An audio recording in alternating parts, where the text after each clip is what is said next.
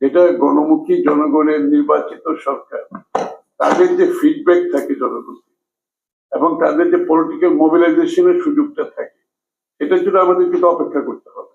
এই জন্য আমি বারবার বলছি, এই পুরো জিনিসটা একটা ইন্টেরিয়াম ভাবে তাদেরকে অ্যাড্রেস করা উচিত ছিল।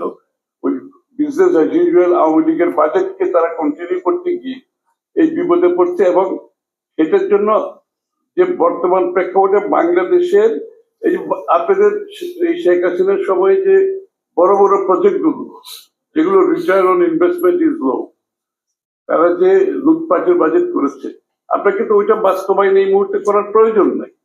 এখানে তো আপনার সুযোগ আছে, আপনাকে আপাতত স্থগিত রেখে ইমিডিয়েট বাংলাদেশের মানুষের ক্রাইসিস সেটা আপনাকে অ্যাড্রেস করতে হবে।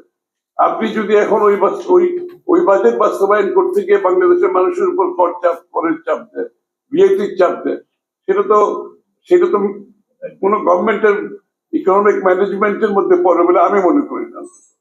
আপনি ইকোনমিক ম্যানেজমেন্ট এটা না যে আপনার টাকার দরকার, আপনি এনবিআর কে বলবেন আর এনবিআর কর বসাই দিল, বিএটি বসাই দিল, কর বসাই দিল। This is the easiest option, but this is not how economic management এইভাবে হবে না। আপনার বর্তমান ইকোনমিক ম্যানেজমেন্টের যে পার্সপেক্টিভ, সেটা আপনাকে বুঝে সেভাবে ডিসিশন নিতে হবে।